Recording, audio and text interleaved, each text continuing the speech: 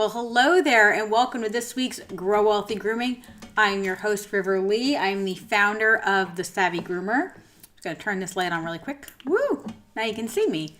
Yay! So I just want to welcome you guys to this week's live version of Grow Wealthy Grooming. It's, as always, fun to be here. For those of you guys that do not know me, this is your first time here. I am a business coach for the busy pet professional. And yeah, I own a mobile grooming business. I owned a salon before that with 5 employees. I love what I do. I also teach personal finance. So let's go ahead and start talking about 3 business principles I learned the hard way. Now, when I was thinking about a topic to do today, I wanted to do something that might be it was a little bit hard for me to figure out how to package this. And these were 3 different things that I really had to learn the hard way, and I hope that you can avoid learning the hard way personally. So number 1 is going to be to know your audience. I know this sounds kind of like a loaded question, but how often do you guys think about who you're talking to? Are they a professional, business professional? Are they an employee? Are they a grooming professional? Who are you talking to when you're doing things? And what is their value system? I was talking today with one of my coaching clients, and we were talking about how she is doing mobile, very exclusive, like all small pets under 20 pounds, and her dog haircut started at $120. And part of the things that she was talking about was how can I work on converting people that are saying I'm too expensive? And one of the most important things I said to her was for her to know her audience. Is this somebody who is willing to change their mind? Is this somebody who's going to be convinced? Probably not. We used the example of when I was growing up. We had a little dog. He looked like his name was Benji. He looked kind of like a PVGV, and he got shaved once a year. I don't think there's anything you could have told my mom growing up. You could have told her they were washing that dog in battery acid. I don't think she'd care. Not because she didn't love Benji, but because she wasn't very wealthy. And it wasn't something she could worry about. She was having enough time putting food on the table for her 3 kids. Never mind getting the pet groomed. So with that, I want you to think about, is it worth trying to convince these people? Is it worth trying to educate these people? What are the things that you're doing on a daily basis, and do they make sense? When you're knowing your audience, if there, is there something going on, they need to take a step back and go, okay, who is it that I'm talking to? Who is it that I'm talking to? What do they value? Should I continue on this, or is this just a waste of my time? And I know that sounds kind of unfair because it really sucks to go, why am I wasting my time? But sometimes you just are. Sometimes no matter what you say, no matter what you do, you're not going to change their mind. They're not going to see your side of the conversation. They're just not going to. So it doesn't make any sense to continue being like a broken record. I see this happen a lot with you guys that are talking about a client who is not your ideal client or your soulmate client. They are just a client that won't listen to you. And if you take a step back and you've said something over and over and over again and go, okay, who is my audience? What is their value system? Do they care? Probably not. And that's probably just putting yourself in a bad situation. And I don't think that makes any sense.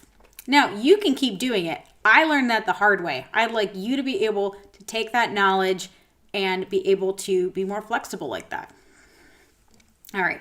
So number 2, trust, but verify. I thought this was a great aha moment. And basically what I realized was that Yes, I should trust what my clients are saying. Yes, I should trust what other groomers are telling me. Yes, I should trust what the vet is saying, but I need to verify that. And what ends up happening is a lot of times we just trust someone's word or we trust someone's integrity. For instance, if you get a check from a client, you're trusting that they are going to cash that. Make sure it's for the right amount. Make sure when you get money, it's for the right amount. Yes, trust, but make sure you verify what they're doing. I can't tell you how many times I see in posts on Facebook groups talking about how someone shorted them some money, how someone wrote money out for the wrong amount. And this, of course, could be just a mistake, but it also could be someone seeing what they can get away with. Another great example of trust but verify is in vet notes. Recently, I was talking to one of my cat groomer friends, and she mentioned that she had one of the most matted cats she's ever done. She's done thousands and thousands and thousands of cats. Like, she's groomed thousands of cats. And this is one of the most matted cats she's ever groomed. Now, when she got the vet notes, the cat had been to the vet within the last couple of weeks. It mentioned nothing about the matting. And to me, that's really weird. If I'm a veterinarian and I get a cat in and the cat is basically a turtle shell, you'd think that I would put some notes in. Something. But they didn't put any notes on the cat's health. They mentioned the cat had a little bit of dry skin, but mostly healthy. Well, that dry skin was a pelt and lots of dead skin cells. So again, she got a vet report saying a cat was mostly healthy, except a little dry skin. What she instead got was this incredible turtle shell. So again, trust what the vet says, but verify. Now, if she had just promised that customer based on those vet notes, said, oh, the vet is saying the cat's not matted, no big deal. Well, then she could have gotten herself in a lot of trouble. Because she would have had this cat, and it's a much more expensive groom because it's pelted, versus if the cat was just a little bit dry skin, right? Same thing with your employees. You want to make sure that they are doing what you say, but double check their work. One of the biggest things I see happening with you guys with employees is that you just trust them implicitly, which is great, until something goes wrong. For instance, even when I'm grooming, I like to take before and afters. If I had somebody in the van with me, I would love to see them double check my work. Why? Because I'm not perfect. And they're going to notice something that I didn't see because I've been looking at it too long, right? One of my favorite things about when I had my shop was that we would have the receptionist was the one who would verify or double check the dogs. It was so nice because what would happen is when you're a groomer and you're done, you're on the fence of like, am I done? Am I not done? Like, when's good enough? They could go ahead, put the dog away. The receptionist would come out, look at the dog and say, you know what? Can you just soften this line? Or you know what? This hair had fluffed out. Can you fix this? And it allowed the receptionist, to both trust that groomer and know that she's not going to do something outrageous. She's not going to forget a whole leg, although I have done that one Thanksgiving. But she's going to go ahead and look at what's going on. And the same thing with our customers, right? You want to trust them, but you want to verify. All right, let me just... Whoop. Whoop. And then we have number 3. Number 3 is accuracy matters. It's really easy to understand why accuracy matters when we're grooming. You know, if you're not accurate, i.e. if you do a crap job, then it's going to be really obvious. It's really uncomfortable watching some people who their grooms are just way off the mark. As a mediocre dog groomer, I'm not really one to like judge another groomer, but there are some grooms that I'm like, is this the rough cut? Is this an owner groom? And it's not even a new groomer.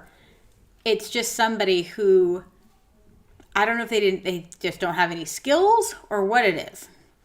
But the problem with that is that this is what you're selling.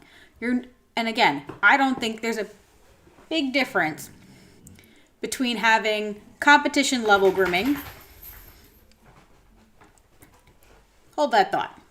Young lady, you're banished. Come on.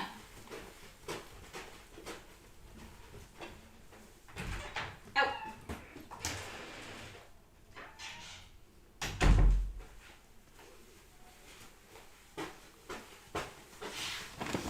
Hey, Peter, good to see you. So guys, sorry about that now that I'm back. So yeah, accuracy matters. We're selling haircuts. We want to have a good haircut. You don't need the world's best haircut, although that is definitely a marketing opportunity for you guys if you guys do have those. But there has to be a level and a standard. And you have to decide what that level and standard is. What is good enough? What is accurate, right?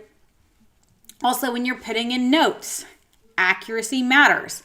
When you put in a dog's age, it may not matter now. For instance, like obviously if it's a rescue dog, there's nothing you can do. But if you put in an age, let's say of 2 years old when the pet is 5, that doesn't matter right now. But it is going to matter when the pet is 8. It's going to, we're going to see, because you say, okay, this pet is this much older. It matters with weight, with your accuracy. Now, it may not matter for something as simple as a bath or blow dry, but things like if you ever, now not many groomers do this anymore, but I know 10 years ago when I started grooming, people would do a lot of spot-on treatments. And accuracy matters. If the vet does not put in the right weight of that pet, you could accidentally overdose that dog. So I know that it's not as popular now, but I remember when that was like a big deal. Mostly because it was like when birth control came out, everyone's like, woohoo, we're not going to have to deal with fleas and ticks ever again. I mean, it was amazing. It was just this mind-blowing technology. So accuracy matters. The right name, calling someone by the right name, calling a pet by the right name. Now, did I ever do that? Oh yeah, definitely. Do you know how many Bellas we had? And we're in Patriots, New England Patriots place, the football team. We had a lot of Brady's. We had a lot of Poppies for like Big Poppy, who is from the Red Sox.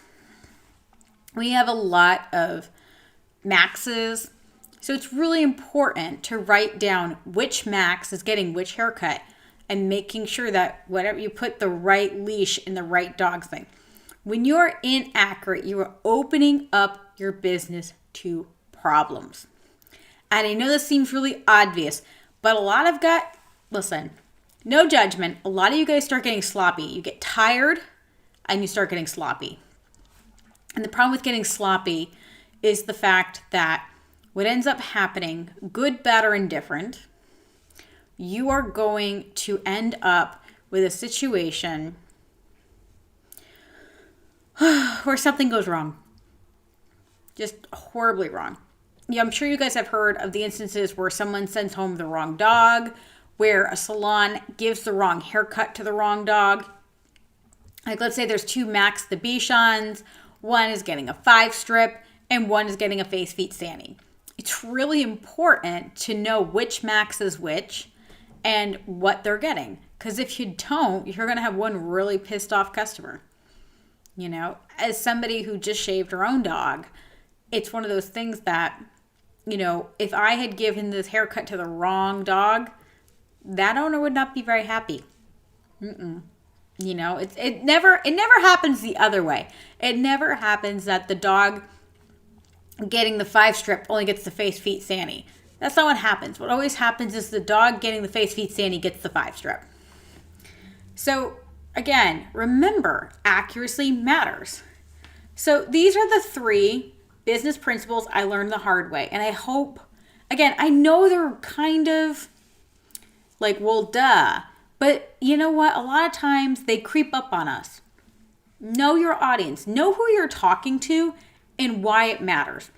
Are you just talking to a wall? Do they really care? Or are you talking to them in the way that they should be talked to? A lot of times we use all these terminologies and we assume they have the knowledge of groomers.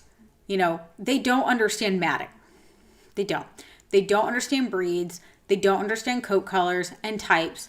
yelling at your owner to brush their dog more when they don't know how to brush. You're not listening to your audience. Your audience does not know how to properly brush their dog.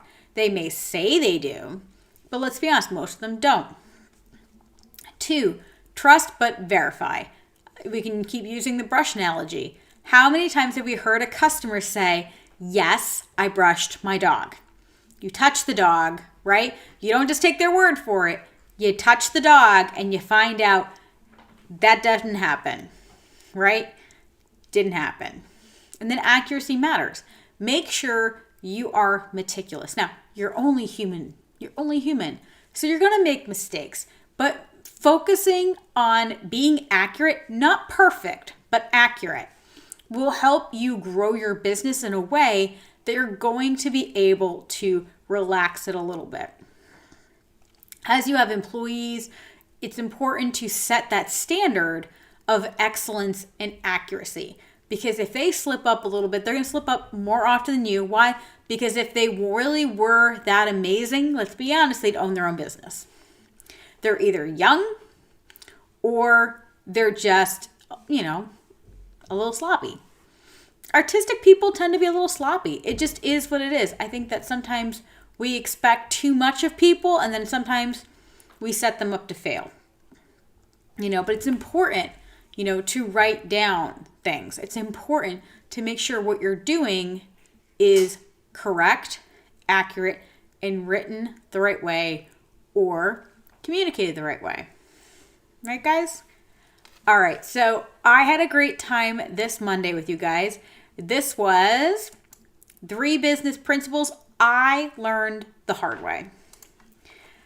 As always, I really love working with you guys. It's so much fun. And if you are interested in working with me, here are the 3 best ways. I would highly suggest signing up for my Grow Wealthy Grooming membership, where we teach one business topic for only $35 a month. This month, which is October, is all about organizing your business. We're going to go over business structures and different things like that, making sure your back end is organized. Now, if you are having a little bit of money trouble, or you're trying to figure out where the hell all that money goes, you make lots of money, but you're not really sure where it's all going, I would highly suggest you sign up for my Personal Finance on a Leash, which is my 12-week course on how to get your money under control, and that is only $199 for 3 months. Now, if you need some one-on-one help, I highly suggest my one-on-one coaching. That's one-on-one attention, and that monthly rate is $997 a month. Now, with that $997 a month, you get 4 hours worth of coaching each month and unlimited access to me via Voxer or email, whichever is better for you. I do offer coaching one-on-one per hour, but if you're going to need more than just one strategy call, the monthly coaching really is the best bet. Hi, No Quarter Canine. I'm sorry you missed 2. We start pretty good right at 7. I'm trying to get this down to a little less than half an hour. That way we can go through the material and do that. Now, if you want, you're more than welcome to post any ideas you want to have, or, if you guys want to, you can always check me out on Thursday. I am on the Women Petpreneurs podcast with Mary Oquendo. So I'm really excited to see that. Yeah. All right, guys. It has been so awesome to talk with you guys. Oh, hang on one second. I totally forgot. If you have not already, please come by to my free Facebook group, Savvy Pet Professionals, where we talk about personal finance, business, and lifestyle. We're going to be doing some fun stuff in there. It's a really great place for you guys to network with each other and just hang out, chit chat. Feel free, guys. I want you guys to feel safe in there. I want you to talk about things. I will stop the bullshit, though, if it happens. If people get nasty, or if people just start spouting crazy, I will take you down. No nonsense. Total mama bear. No worries. I got you, girls. All right. So, take it easy, y'all. Enjoy. There's no holiday coming up. Is there a holiday? Halloween. Well, Halloween's coming up. But I will see you guys next Monday right here at 7 p.m. Eastern Time. Happy grooming, guys.